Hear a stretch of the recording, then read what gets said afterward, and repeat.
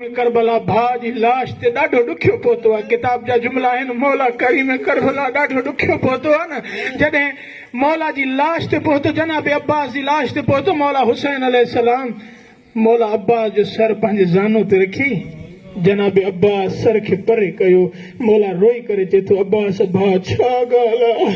रोई करे चए थो, मौला मां त पोइ बि बानी जो ॿार आहियां। मौला तूं मुंहिंजो सरदार आहे, मूंखे उहा घड़ी यादि थी अचे। मौला जॾहिं मां ज़मीन ते आयो आहियां, तूं सर पंहिंजे ज़ानू में रखियो, मां कुर्बान वञा हुसैन तुंहिंजी गुरबत तां। ओ जॾहिं तूं ज़मीन ते ईंदे न अली अकबर हूंदो न कासिम हूंदो।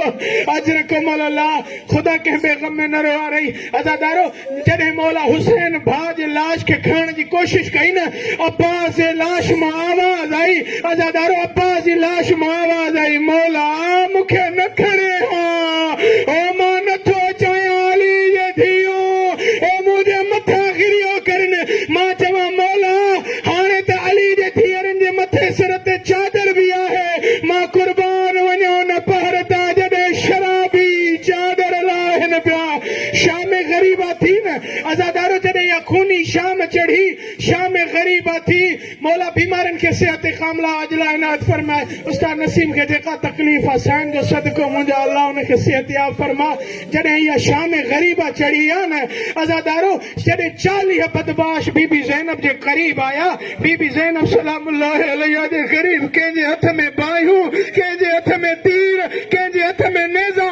अज़ादारो ने मज़लूम करबला जॾहिं पहुतन अली जी धीअ जे साम्हूं, हिकु ज़ालिम छा कयो, नेज़े सां अली जी धीअ जी चादर खे रोई करे चई, ज़ालिम न लाए चादर मां पर्दा दूर आया।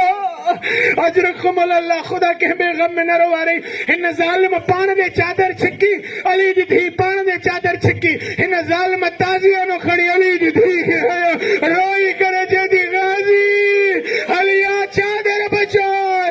अजरकुम अल्लाह, हिन ज़ालिम चादर खे नेज़े सां बुलंद कयो ऐं इशारा करे चए थो, ऐं मौला गाज़ी जे लाश जे तरफ़ इशारा करे चए थो, गाज़ी हिन चादर जे तरफ़, हिन ता चादर जे करे तूं पहरा ॾींदो है। गाज़ी हलिया ॾिस मां नेज़े सां चादर लाथी आहे।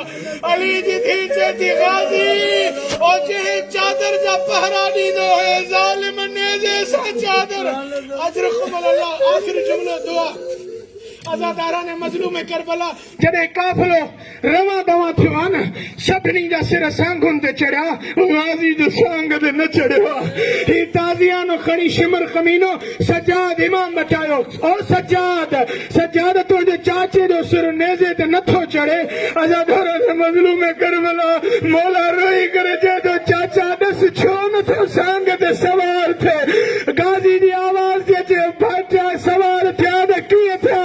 अली जे धीअ जे सिर ते चादर न है, अल्लाह वॾी परदार। अला लअनतुल्लाहि अला क़ौम ज़ालिमीन।